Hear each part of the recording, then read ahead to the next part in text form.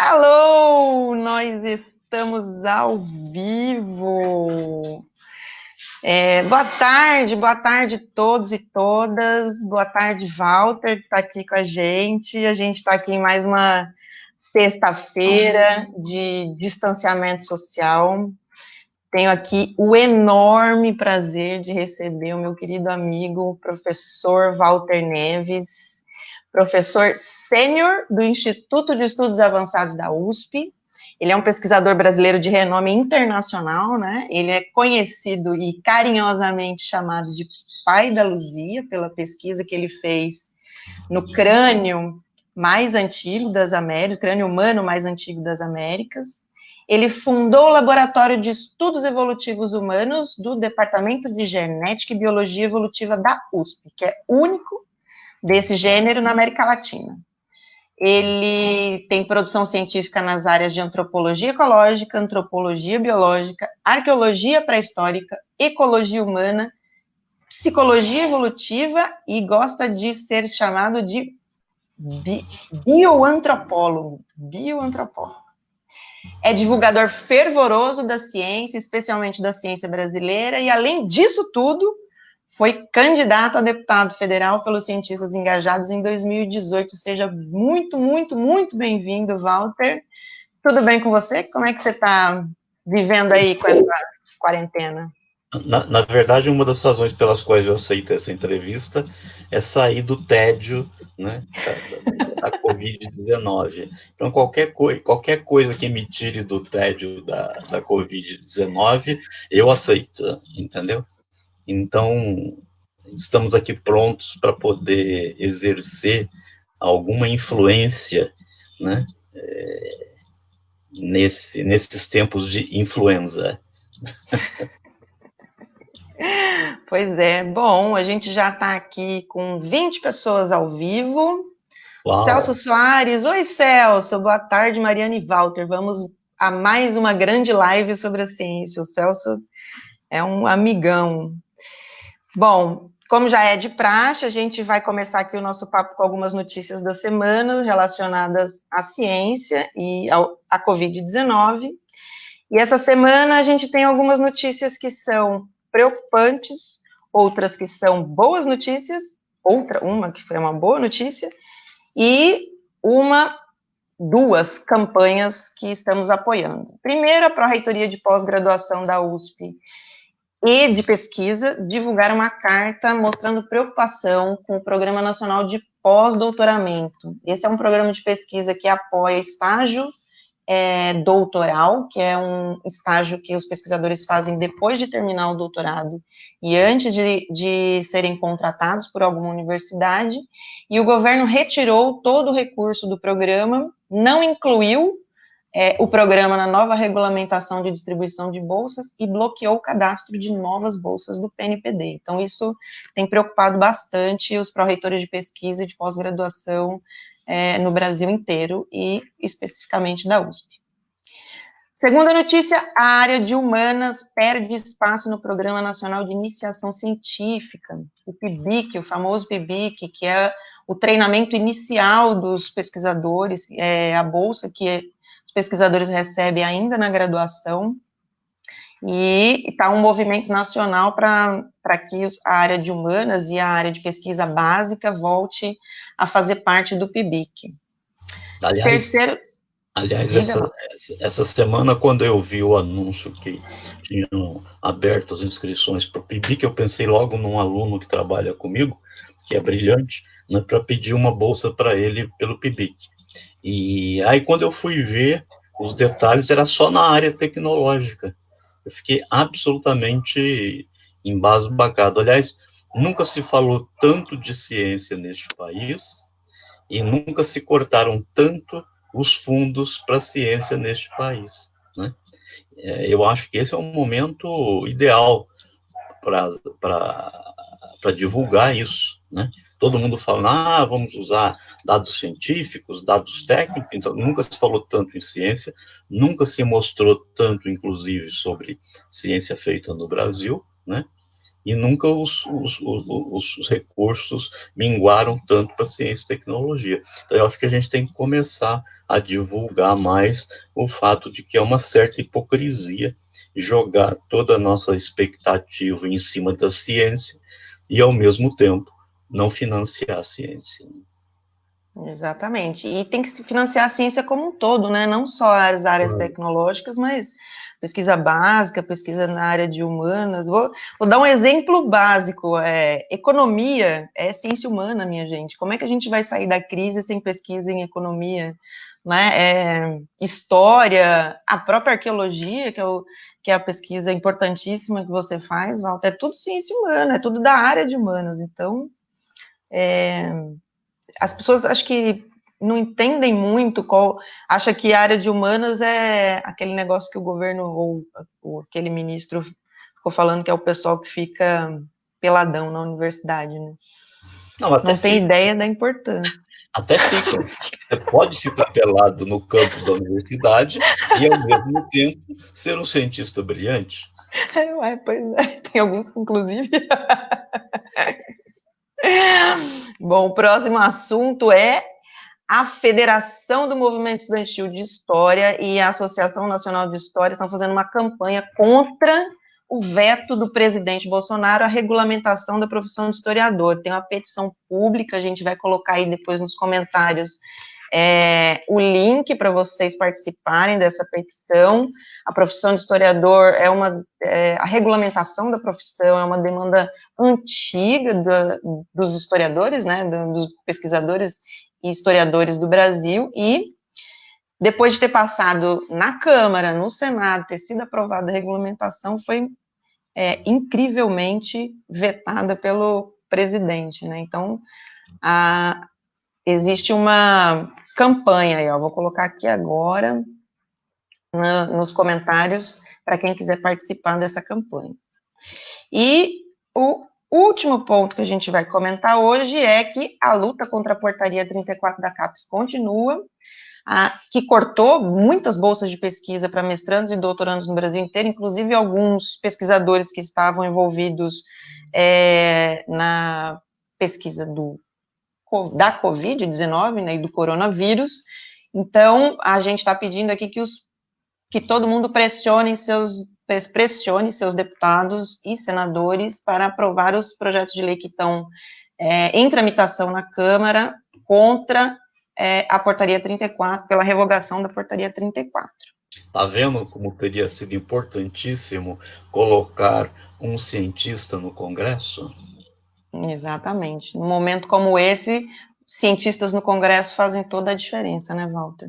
Porque nós, nesse momento, não temos ninguém que carrega essa bandeira específica da questão de ciência e tecnologia, né? Pois então, continuamos patinhos feios, né? E uma importante conquista para os pós-graduandos, né? Apesar da portaria 34, a pedido da ANPG, Associação Nacional de Pós-Graduandos, uma portaria da CAPES permite a prorrogação das bolsas em vigência agora, por 3 meses, em função do coronavírus, né? E a possibilidade de dilatação do tempo do curso e a exclusão do critério de titulação na avaliação da CAPES esse ano, do quadriênio, do atual quadriênio, né? Porque esse critério de titulação é o tempo em que você defende o seu mestrado e o seu doutorado, né? Isso conta ponto na CAPES e esse critério foi excluído da avaliação desse ano. Então, parabéns aí ao trabalho do pessoal que está mobilizado lá em Brasília para garantir os direitos dos pós-graduandos no Brasil. Bom, e aí, Walter, você já estudou a chegada do Homo sapiens nas Américas, esteve lá na Jordânia fazendo aquele trabalho lindíssimo, pesquisando a saída do gênero Homo da África, e nos últimos tempos está com foco na investigação da origem do pensamento simbólico na nossa espécie. Você é o homem que investiga todas as áreas do Homo sapiens, né, do gênero da nossa espécie. Como é que isso tudo se conecta? Como é que toda essa sua pesquisa de uma vida inteira está se afunilando e se conectando com o que você está fazendo agora? Na verdade, o projeto da Jordânia acabou, né? Pelo menos a minha participação nele acabou, embora ele vá continuar, né? O Fábio Parente vai continuar o projeto. Eu estou agora encasquetado e gerindo esforços para estabelecer um projeto lá no Cáucaso, né, na República da Geórgia, para investigar sítios que foram potencialmente ocupados pelos neandertais, né? Mas a gente ia fazer uma primeira visita para conhecer as cavernas, e aí escolher os sítios e tal, mas com esse negócio do coronavírus, não acabou, evidente, como tudo mais, né, no planeta foi suspenso, né? Então, assim, eu não estou parado com referência à pesquisa, né? Agora, você sabe que eu, né, sou um inveterado divulgador, né, de ciência para o grande público, né? E isso vem desde o início da minha carreira, em 78, 79. E aí, então,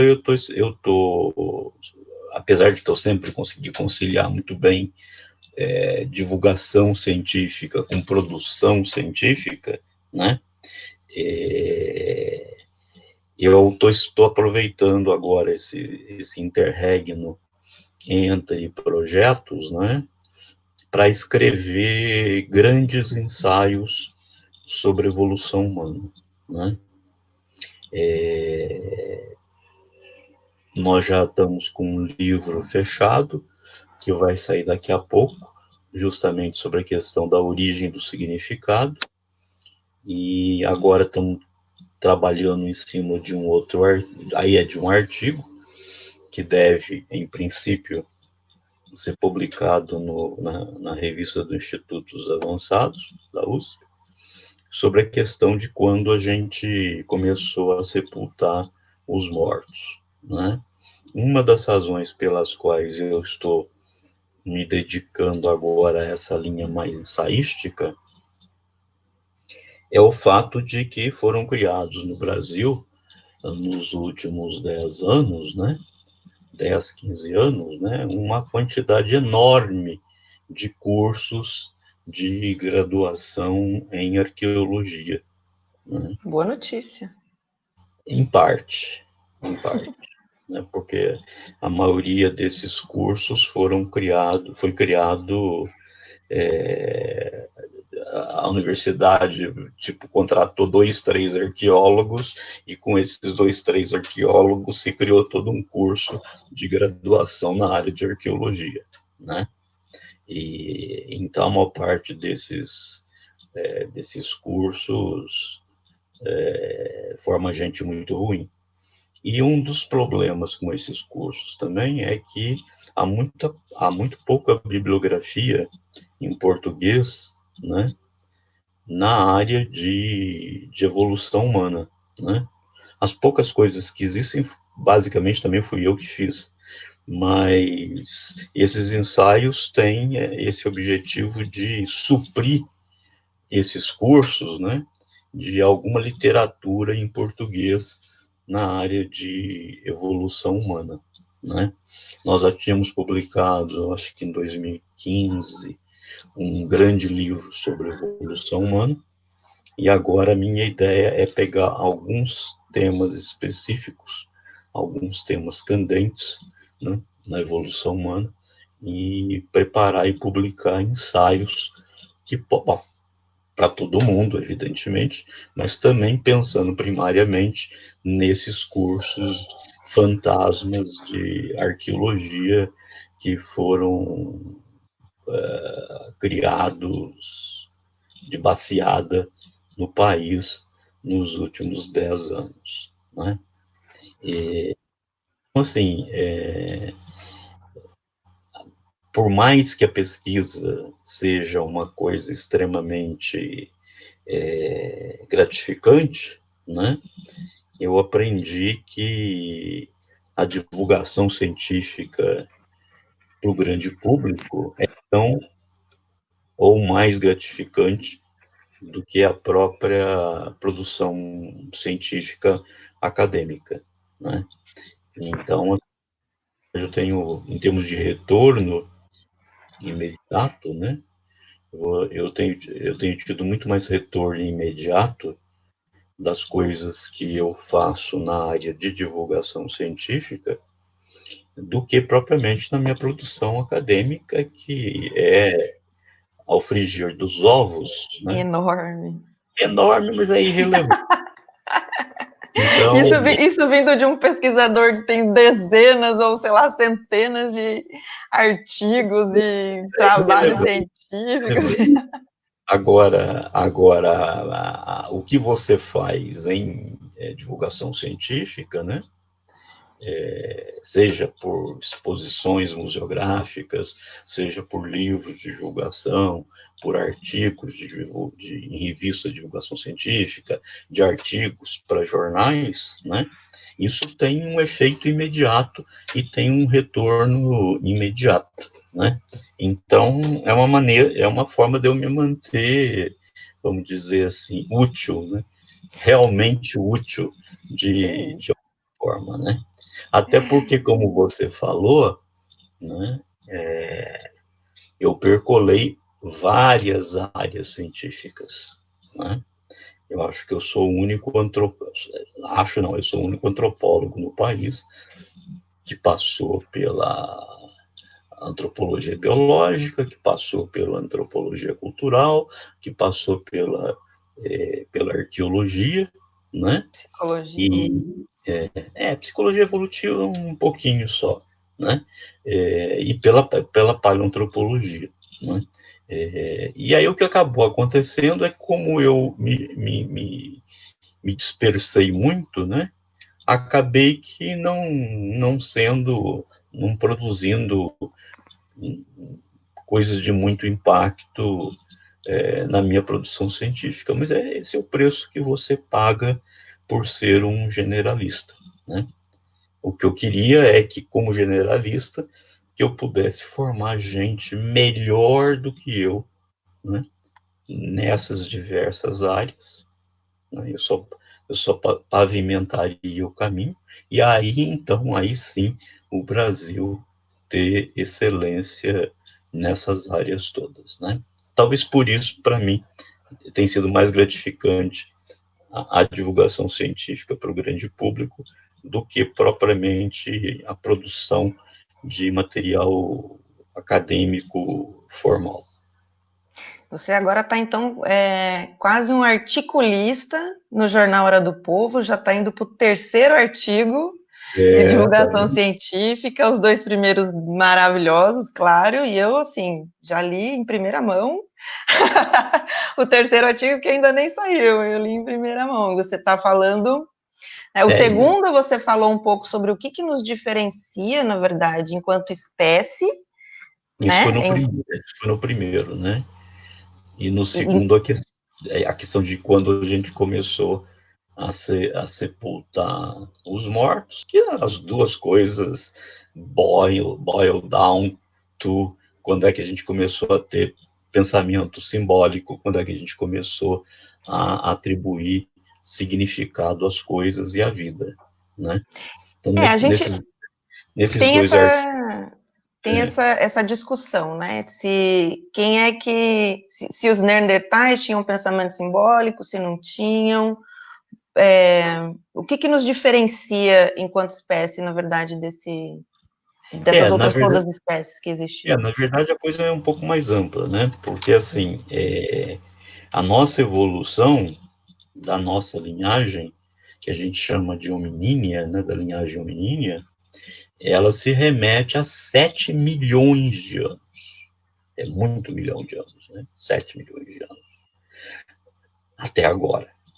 E a grande pergunta que você faz é desde quando a gente pode dizer que existe no planeta, né, algo que a gente possa chamar de humano. Ou seja, desde quando existe no planeta criaturas com todas as propriedades que nós, hoje, homens atuais, temos, né? Isso não é muito fácil de você perseguir, porque quando de você perseguir a existência de pensamento simbólico no passado, né, de comportamento simbólico no passado, porque você, evidentemente, tem que se valer da arqueologia, não tem jeito. E alguns comportamentos simbólicos deixam vestígios materiais e outros comportamentos simbólicos não deixam vestígios materiais, né? E a arqueologia, evidentemente, né, busca a materialidade para tentar explicar a nossa história no planeta. Então, então você já tem essa primeira limitação, né? Os caras podiam não pintar a parede, não decorar o corpo, não usar adornos pessoais, papapá. Esses são grandes indicadores de pensamento simbólico, né? A arte, a estética e tal. Mas eles podiam cantar e dançar. Só que cantar e dançar não deixa nenhum tipo de vestígio material, arqueologicamente falando, né? Então nós estamos, eu sempre digo que a arqueologia trabalha, né, com o cocô do cavalo do bandido em pó, né? A gente trabalha assim com as migalhas que ficaram, né, nos vestígios arqueológicos. Mas voltando à pergunta, então, assim, muita gente acha, bom, se a nossa evolução começou lá há 7 milhões de anos, significa que há 7 milhões de anos já tem alguma coisa no planeta que a gente pode chamar de humanidade, né? E isso é um grande equívoco, né? Porque quando você começa, quer dizer, aí eu tenho que fazer um parênteses, quando você compara nós, né, humanos atuais, com os demais animais, principalmente com os nossos primos mais próximos, nossos parentes mais próximos, que são os grandes símios, a gente percebe que grande parte dos comportamentos que nós temos, eles também têm. Tipo quais? Por exemplo, sociedades complexas, né? Chimpanzés, por exemplo, têm sociedades extremamente complexas. Por exemplo, fabricação e utilização de ferramenta. Você também encontra isso. Eu estou simplificando, encontra em outros animais também, mas eu estou pegando os chimpanzés porque são os mais próximos. Então, várias coisas que nas últimas décadas a gente achava que eram exclusivas do homem moderno, né? A gente, nesses últimos 40, 50 anos, isso mudou completamente. Tipo, bipedia. Bipedia tem uma quantidade imensa de bípedes que, na verdade, são verdadeiros chimpanzés em pé. Você não pode chamar isso de né? Bipedia, instrumento, cérebro grande. Pois é, cérebro grande, os neandertais tinham mais cérebros do que nós, né? O Homo rhodesiensis, que é uma descoberta dos últimos 10 anos, lá na Ilha de Flores, né? Tinha um cérebro de mexerica, né? Tinha 400 centímetros cúbicos de cérebro e tinha comportamentos extremamente complexos que a gente atribuía só ao Homo sapiens. Então também fica complicado de usar o critério de tamanho do cérebro para definir a humanidade, né? Então a gente foi espremendo, né? E a gente foi vendo que, na verdade, muitas das características que a gente achava que eram exclusivas da humanidade, né, é só uma questão de grau, né? São coisas que a gente encontra no reino animal em graus menores, mas não é uma diferença de tipo, não é uma diferença qualitativa, é uma diferença quantitativa. E aí, então, a gente ficou, bom, então, o que a gente faz para definir o humano? Pois é, o que nos diferencia? O que nos diferencia? E aí, então, não tem jeito, né? O que nos diferencia, e que aí você não encontra isso em nenhum grau no mundo animal, é a questão da atribuição de significados, né? A atribuição de sentidos às coisas, aos fatos, aos acontecimentos e à própria vida, né?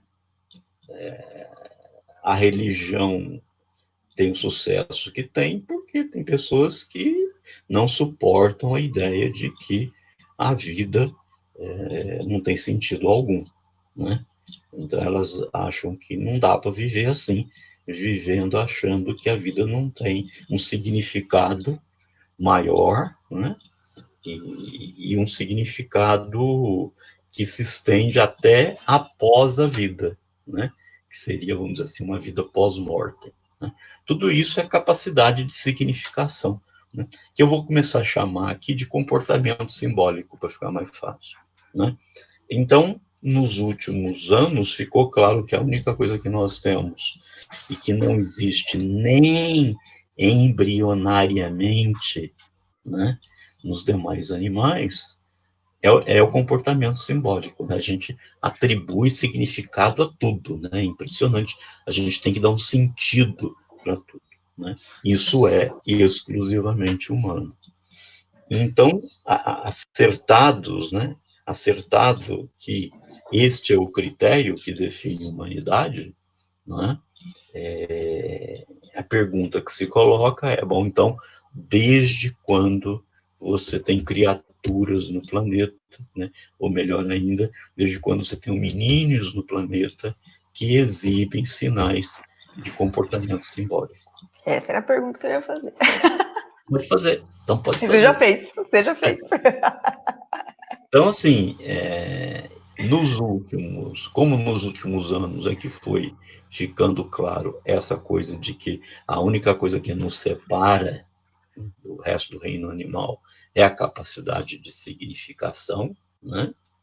Nós somos esponjas de significado, né? Nossa vida, como diz o Geertz, nossa vida está sempre suspensa, né? Numa teia de significados, né? E quando essa teia é cortada abruptamente, o que as pessoas fazem é pegar um revólver e dar um tiro na cabeça, né? Porque acabou com a significação da vida dessas pessoas. Então, como eu disse, a grande pergunta é desde quando existem criaturas no planeta que têm essa capacidade de significação? Alguém poderia dizer, tudo bem, então, desde que surgiu o Homo sapiens no planeta, né? Quer dizer, isso teria surgido com o surgimento da nossa espécie. Complicado isso, daqui a pouco eu toco nesse assunto, né? Mas voltando à questão da arqueologia, como eu te disse, né, a gente tem que ver o que o significado produz hoje em termos de materialidade para buscar essa materialidade lá no passado. E aí nos restam duas vias, não tem outras, né? A primeira via é você procurar pelos primeiros sinais de manifestações estéticas e artísticas no registro Materialidade, você quer dizer assim, evidências físicas, né? Evidências físicas. Evidências físicas, né? Então, você procurar por manifestações de arte, de estética, né? Sejam as famosas pinturas lá nas grutas europeias, né? Sejam os adornos pessoais, seja a decoração dos objetos cotidianos, né? Então, isso a arqueologia é capaz, o registro arqueológico é capaz de preservar. Então, essa é uma vertente. A outra vertente é você procurar quando nós começamos a enterrar nossos mortos de maneira ritual, né?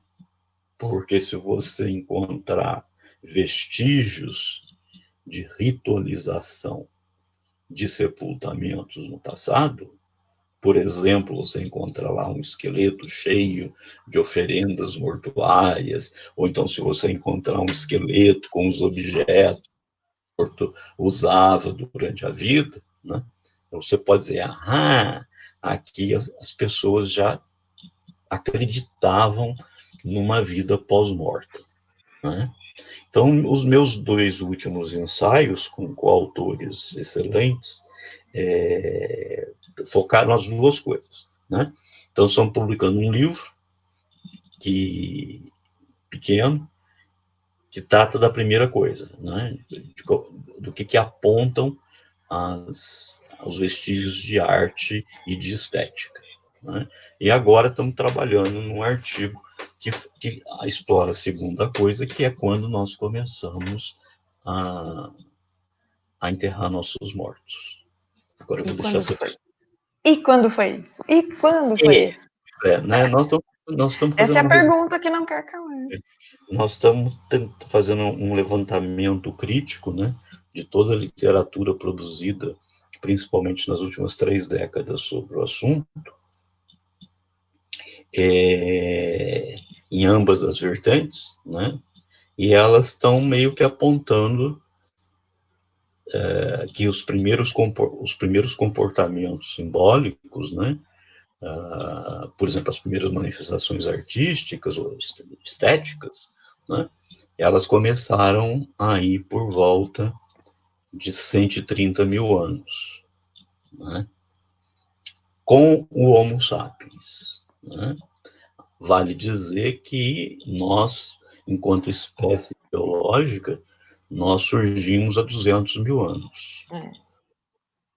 Vestígios mais antigos de arte e tal, de objetos decorativos, de parafernália, de adornos pessoais, isso se remete a uma temporalidade de 130 mil anos, né? Aonde? Então, você tem esses vestígios aí por volta de 130 mil anos, tanto na África do Sul, quanto no Oriente Médio, né? E todos associados a sítios que foram ocupados por Homo sapiens, né? A grande pergunta que fica, eu disse, né, a gente surge biologicamente há 200 mil anos. E os primeiros sinais de comportamento simbólico surgem aí por volta de 130 mil anos. Então tem esse gap, né? As pessoas perguntam, esse gap pode ser real?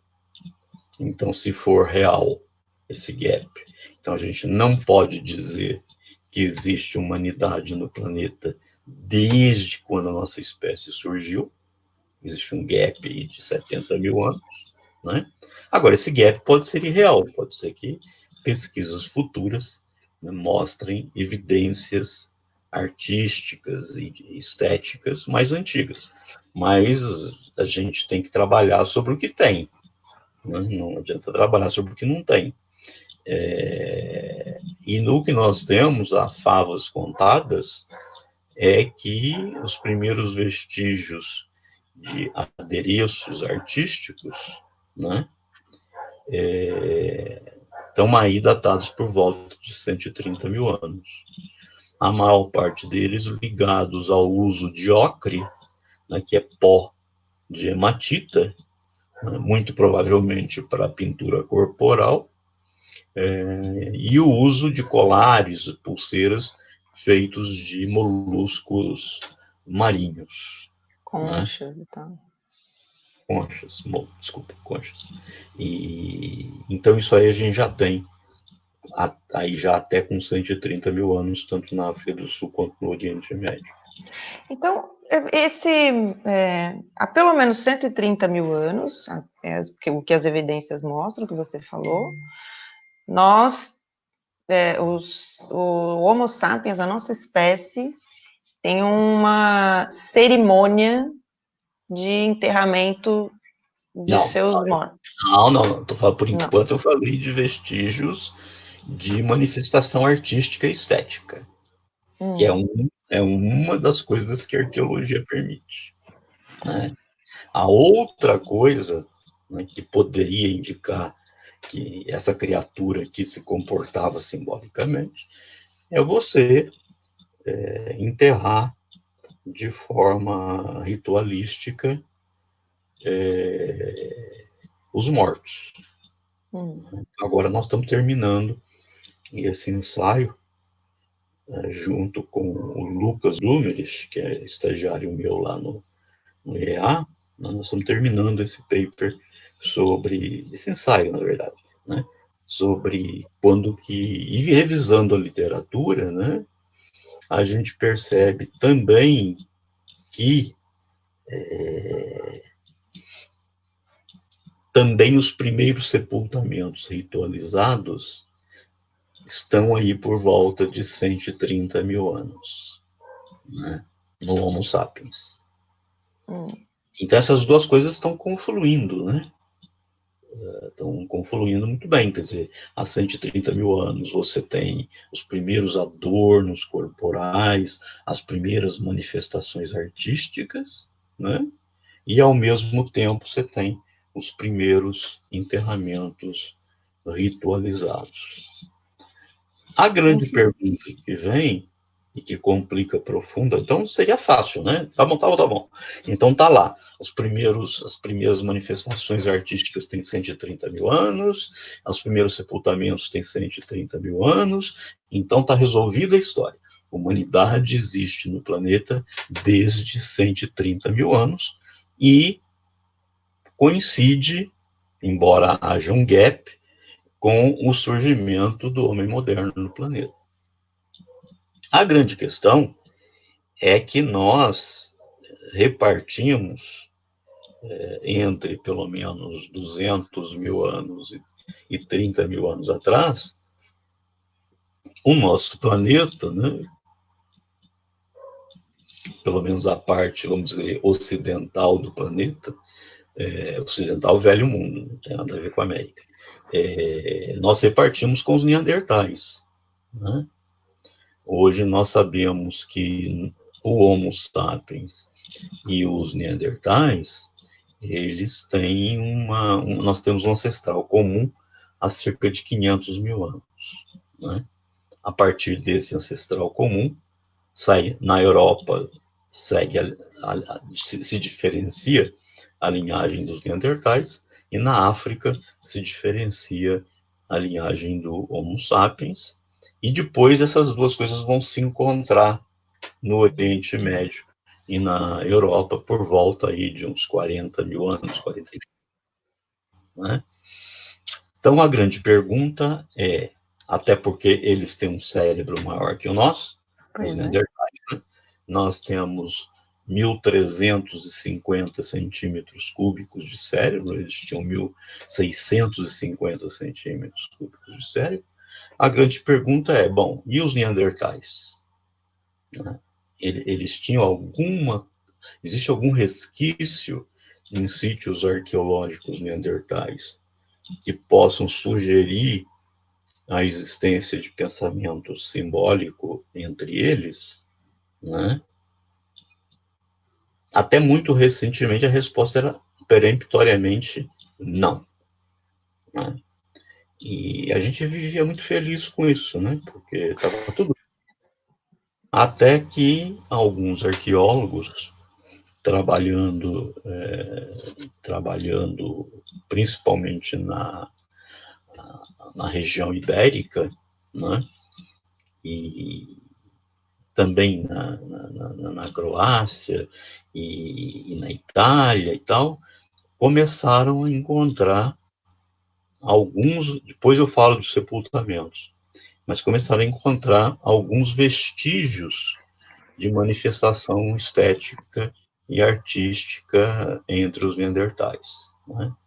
Tanto adornamento corporal quanto arte parietal. Tá. Aí O que é arte parietal? A famosa arte rupestre, pinturas ou gravuras em paredões de cavernas. Então, assim, até recentemente, não tem nenhum vestígio material que mostre que os neandertais tinham comportamento simbólico. Agora, esses vestígios, que eu teria que falar horas se fosse discutir vestígio por vestígio, né? Então, esses vestígios que já foram encontrados, eles estão sustentando aquilo que eu chamo de uma fase da paleoantropologia de uma certa humanização dos neandertais, né? O problema é que essas evidências, elas estão datadas aí recentemente, não tem 130 mil anos, como é o caso dos sapiens, elas têm no máximo 60 mil anos, e a maior parte dessas evidências estão datadas aí por volta de 45 mil anos. Então, alguns autores têm publicado essas evidências, aqueles que, digamos, sempre tiveram expectativa de fazer um upgrading dos neandertais, aceitam avidamente essas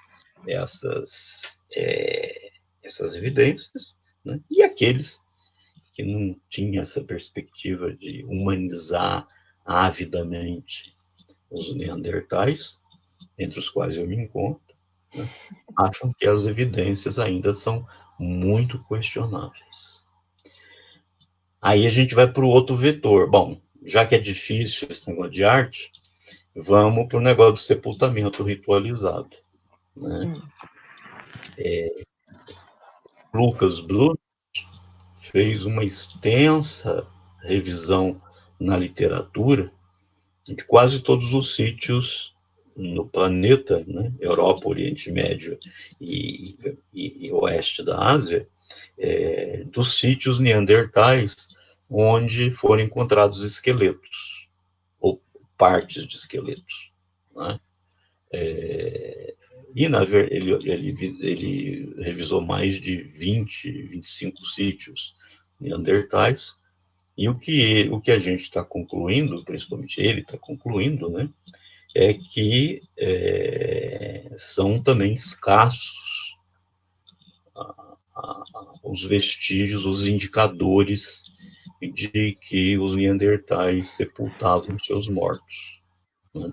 Desses mais de 20 sítios, eu acho que a gente vai concluir que só 2 ou 3, de fato, você pode dizer que foram enterramentos feitos por mãos humanas, né?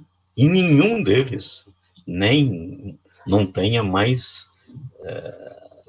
leve resquício de que houve qualquer tipo de ritualização nesses mortuários. Então, assim, se eles enterravam os mortos, tem aí esses 2, 3 sítios que falam fortemente. Não faziam isso sistematicamente, mas faziam isso de vez em quando, né? Porque, às vezes, numa mesma caverna, você encontra lá, sei lá, 10, 11 esqueletos. Aí você diz, olha, desses 10, 11 esqueletos, só um parece ter sido sepultado artificialmente. E os outros, né? Então é muito complicado essa história. Então, assim, ainda nos questionamos se eles enterravam, tá? Mas mesmo que a gente conceda essa prática aos neandertais, não havia ritualização. Ou pelo menos não há sinais materiais de que havia ritualização, né? Bom, e isso cria um problema, né? Porque eu disse para você que para o Homo sapiens, você tem evidências de ambas as coisas, né? Arte e sepultamento ritualizado, desde 130 mil, né? Para os neandertais, tem agora essas propostas de evidências artísticas, estéticas, aí por volta de 45, 50 mil anos. Mas quando você vai para os sepultamentos, você não tem o menor sinal de ritualização, né? Até mesmo se os caras abriram uma cova, investiram tempo em abrir uma cova para colocar o cadáver, nem isso a gente pode dizer que existe claramente entre os neandertais. Bom, mas de qualquer maneira, né, como na minha área o demônio é matreiro, né, se a gente no futuro, a gente de fato chegar à conclusão que os neandertais tinham adornos corporais e decoravam paredes e tal, nós vamos ter que ser, ou a gente acha um novo critério para definir humanidade, né? O que eu duvido muito, porque a gente já espremeu nas últimas 3, 4 décadas, a gente foi espremendo tudo, né? E só sobrou a questão da significação. Então, assim, ou a gente acha um outro critério para definir o humano, volto a salientar, coisa que eu acho muito difícil, ou a gente vai ter que estender o caráter de humanidade também aos neandertais. Então, a gente tem esses dois, na verdade, o critério é o pensamento simbólico, e existem dois tipos de evidência que demonstram esse pensamento simbólico, é a arte e o enterramento cerimonial, é isso. Cerimonial, isso, exatamente. Então, o que nos definiria enquanto seres humanos seria a nossa capacidade de fazer arte e de enterrar nossos mortos. Não, a nossa capacidade de significação. Disso. Essa significação em tudo. O que eu quero dizer assim, do ponto de vista arqueológico, das coisas que a gente injeta significação hoje, só dá para explorar essas duas. Porque é onde você tem registros materiais. Né? Você tem registros materiais. Então é mais ou menos nesse pé que a gente está. E por isso que eu queria ir lá escavar sítios neandertais no Cáucaso, né? Para colocar minha mão no novo vespeiro. Né? Como se não fosse suficiente. Eu adoro. Toda a gama de áreas que você já estudou. Exato. Eu adoro não ter juízo, sabe? Então, eu queria muito, antes de encerrar a minha carreira, antes que o Covid encerre a minha carreira, né? De ter essa chance de escavar sítios neandertais. Se não dela na República da Geórgia, talvez eu tente fazer isso em algum país do leste da Europa, Romênia, Bulgária, alguma coisa assim, né? Mas estou muito querendo botar a minha mão nesse vespeiro. Né? Não, e estamos aqui aguardando ansiosamente os resultados desse vespeiro que você está colocando na mão, porque tudo que você produz é super interessante. Se a gente conseguir implantar um projeto de escavações arqueológicas em sítios neandertais, né? Em arqueologia tudo você conta em décadas, assim, para ter algum. A Jordânia foi rápido, mas normalmente você gasta 10, 15 anos, né, até ter vestígios significativos, né, para você dizer alguma coisa sobre aquele grupo com o qual que você está estudando, né? Essa também é uma coisa que acontece em várias áreas da ciência. As pessoas acham que as descobertas científicas são coisas assim rápidas e tal. Não, como a gente não tem o treinamento científico na escola, fica meio as pessoas ficam meio perdidas em relação a como que é o processo científico, quanto que demora, quanto que é necessário de investimento pessoal, público. Exato. Você tocou num ponto muito, muito importante. Quando a gente faz de divulgação científica para o grande público, você assume que esse público já teve algum letramento científico, tá?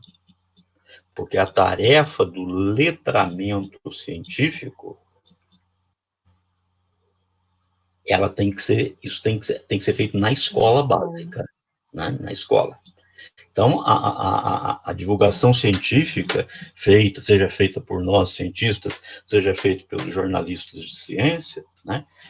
Ela complementa esse letramento, mas ela não tem por objetivo fazer letramento científico. E no país é muito complicado ter um ensino de ciência na escola, nunca lembro o nome, fundamental e médio, no ensino fundamental, é uma merda, né? Então, como você disse, as pessoas não têm ideia nem dos conceitos básicos do método científico, nem essa questão da temporalidade, né? As pessoas acham que ciência é eureka, né? Eureka, e aí descobre Tudo uma coisa acontece. revolucionária, né? E não é verdade. Não é verdade. Nós, quando trabalhamos em Lagoa Santa, nos anos 2000, foram 10 anos de pesquisas, né? E torramos $1,5 milhão de dólares. Né? Tudo bem que a gente fez descobertas sensacionais, mas, né? Mas custou muito dinheiro, custou muita gente, né? E custou muito esforço, tempo de investimento, né? Então, assim, a gente tem que lutar para que ocorra na escola fundamental o letramento científico minimamente aceitável. Né? Exatamente. Bom, Walter, temos aqui muitos amigos online, Juliana Sanches, o Fábio Alexandrelli, o Andrews mandou um abraço aqui, está dizendo assim, professor, é tão bom te ouvir falando, querido Andrews, professora Luísa Moura, a Michele, que fez um comentário aqui logo no começo, dizendo que é triste saber que o Brasil tem todas as condições de sair dessa crise usando a nossa ciência e os nossos cérebros, vou até colocar aqui, mas ainda tem gente que acha que isso é gasto e não investimento. Né? Esse é um problema sério do nosso país, né? Achar que ciência é desperdício. Pelo contrário, a gente precisa de cada vez mais recursos, pessoas e tempo, né? A questão não é colocar dinheiro, muito dinheiro num ano só, né? O ponto é que o dinheiro tem que ser constante, tem que ser mantido, né? Se tiver esse vai e vem de recursos que a gente tem no Brasil, dificulta muito o nosso trabalho, porque você não consegue planejar uma pesquisa com um recurso que sobe e desce, né? Esse é um grande problema. Bom, queria agradecer imensamente a presença, né, do Walter aqui, de todo mundo que assistiu aqui online. Chegamos a ter mais de 30 pessoas aqui assistindo ao vivo, e no geral a gente tem muita gente que assiste depois, que salva para assistir o vídeo depois, então beijo também para quem está salvando e assistindo o vídeo depois. Para finalizar a nossa live de hoje, a gente vai lançar com exclusividade o vídeo dos cientistas engajados do Dia do Trabalhador. Agora, como eu não sei mexer muito bem nesse negócio, eu vou compartilhar a tela e vamos ver se vai dar certo isso. Para eu colocar para vocês assistirem, para todo mundo assistir. Vamos ver se vai dar certo? Tá aqui o vídeo, eu vou colocar o play. 1, 2, 3 e...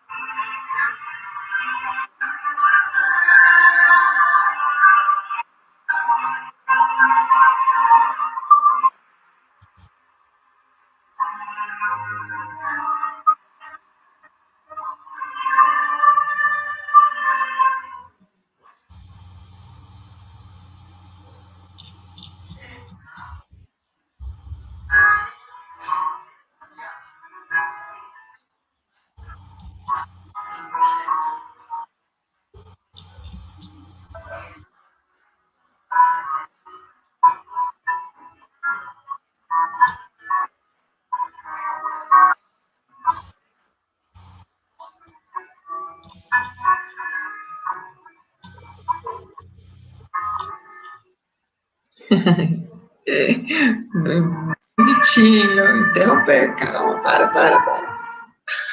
Eu só queria dizer que um dia eu queria vir aqui falar sobre divulgação científica para o grande público.